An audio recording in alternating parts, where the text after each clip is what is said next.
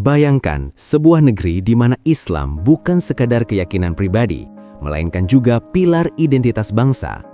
Sebuah negara yang sistem kekuasaannya berdiri di atas penerapan syariat Islam. Negara itu adalah Iran. Selama puluhan tahun, Iran dikenal dunia sebagai pusat kekuatan Islam Syiah. Namun, di balik dinding kekuasaan dan arus propaganda resmi, muncul sebuah arus perubahan yang senyap tetapi mengguncang. Sebuah fenomena yang nyaris tak terpikirkan terjadi di jantung Republik Islam Iran.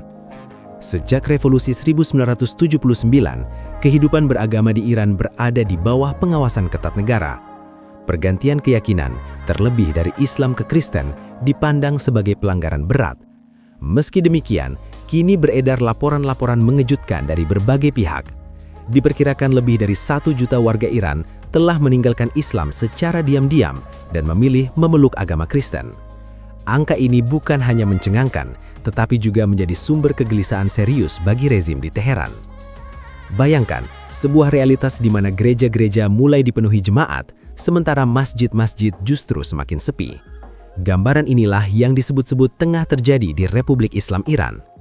Pergeseran pola pikir yang begitu drastis ini memunculkan satu pertanyaan besar. Apa sebenarnya yang sedang terjadi? Dan percayalah, jawabannya jauh lebih mengejutkan dari yang dibayangkan. Simak fakta selengkapnya di sini. Lebih dari 1 juta warga muslim di Iran dilaporkan telah mengambil langkah yang nyaris tak terbayangkan, berpindah keyakinan ke agama Kristen. Fenomena ini menimbulkan pertanyaan besar, apakah gelombang pertumbuhan Kristen ini menjadi tanda awal melemahnya Islam radikal? Mari kita telusuri apa yang sebenarnya mendorong perubahan ini. Ketika orang membayangkan Iran, agama Kristen hampir tidak pernah muncul di benak. Negara ini dikenal luas sebagai pusat Islam Syiah terbesar di dunia. Identitas Iran tidak hanya tertanam kuat dalam tradisi Islam, tetapi juga ditegakkan melalui penerapan aturan-aturan keagamaan yang sangat ketat. Karena itu, transformasi yang kini terjadi terasa begitu mengejutkan. Secara perlahan dan tersembunyi, sebuah arus konversi dari Islam ke Kristen sedang berlangsung. Perubahan ini bukan sekadar pergeseran keyakinan pribadi, melainkan turut mengubah peta kehidupan beragama di Iran dan secara langsung menggoyahkan dasar-dasar Republik Islam Iran yang dibangun di atas ideologi Islam Syiah.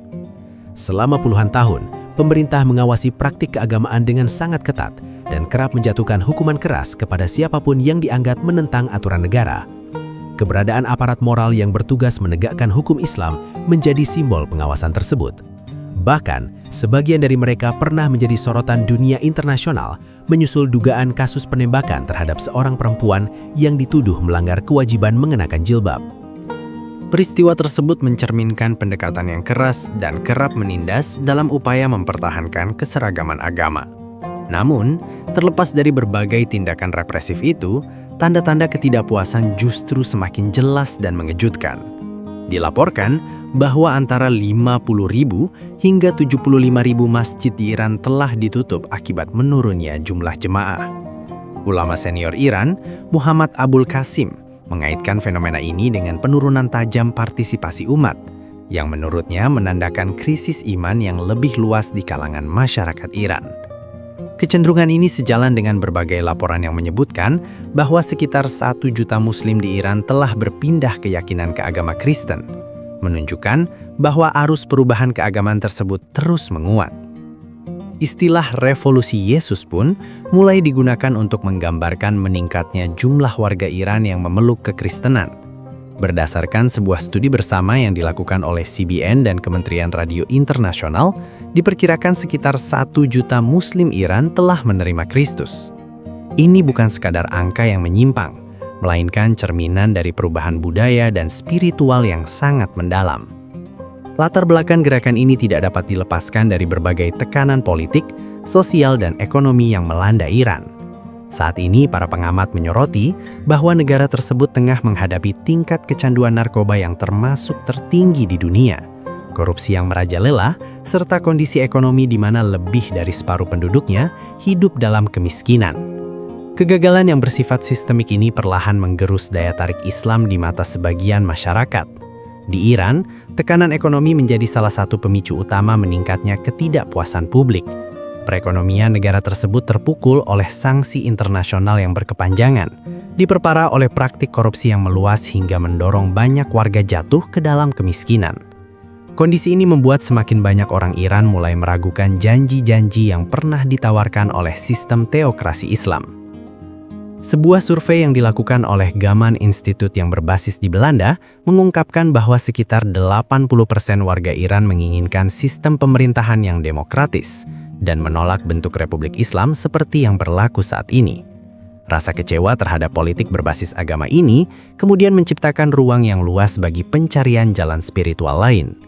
Dalam konteks tersebut, kekristenan tidak semata dipandang sebagai sebuah agama, tetapi juga sebagai simbol pembebasan, baik secara rohani maupun sosial. Nilai-nilai seperti demokrasi dan hak asasi manusia yang kerap diasosiasikan dengan negara-negara berpenduduk mayoritas Kristen memiliki daya tarik tersendiri. Bagi mereka yang merindukan kebebasan dan kesetaraan, meningkatnya minat terhadap kekristenan berjalan seiring dengan tuntutan reformasi yang lebih luas, di mana agama menjadi salah satu titik sentral perlawanan terhadap rezim yang berkuasa. Tidak mengherankan jika para pemimpin Islam di Iran merespons kebangkitan kekristenan yang kerap disebut sebagai revolusi Yesus dengan tindakan keras.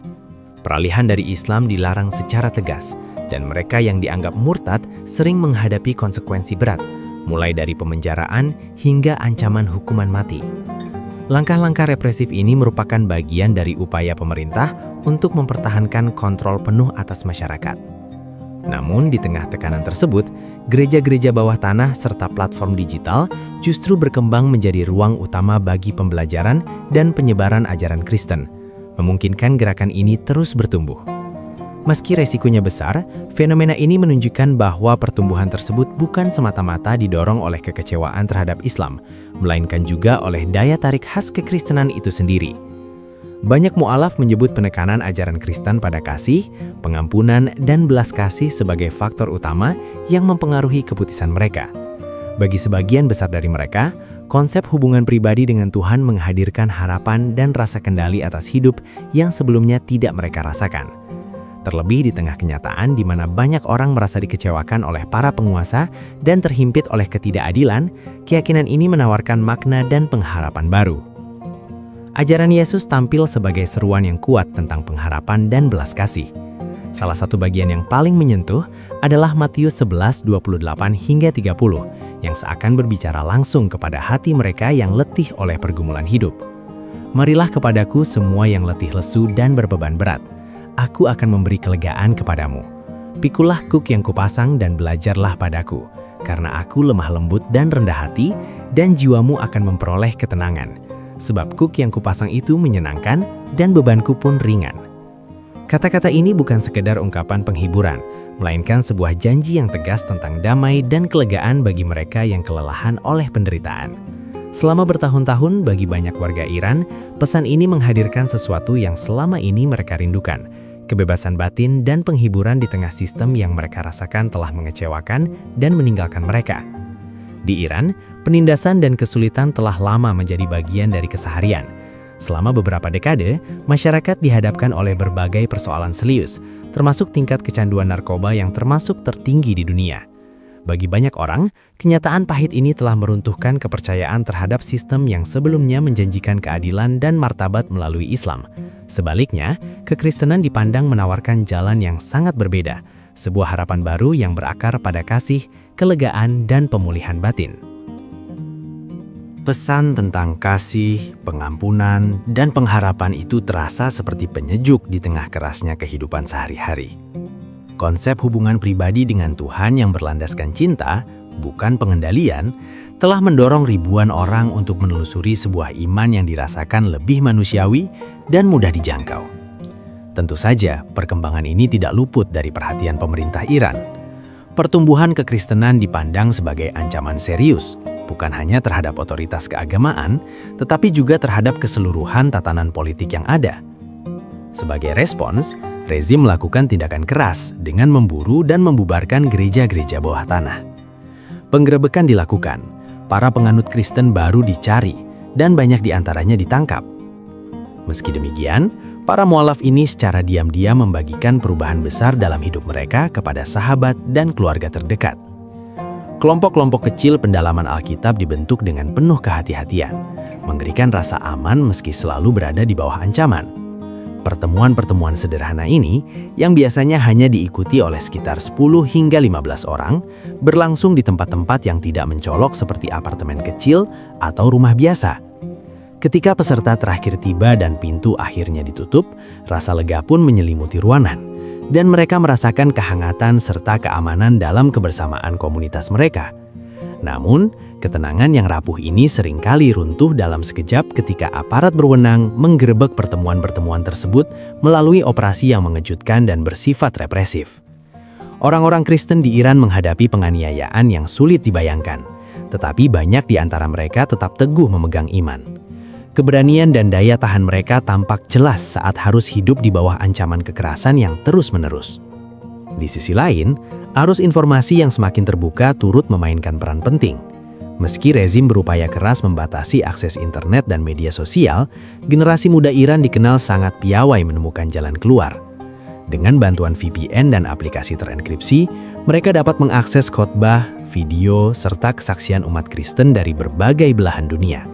Melalui jalur ini, mereka melihat kekristenan dari sudut pandang yang berbeda, bukan sebagaimana digambarkan oleh propaganda negara.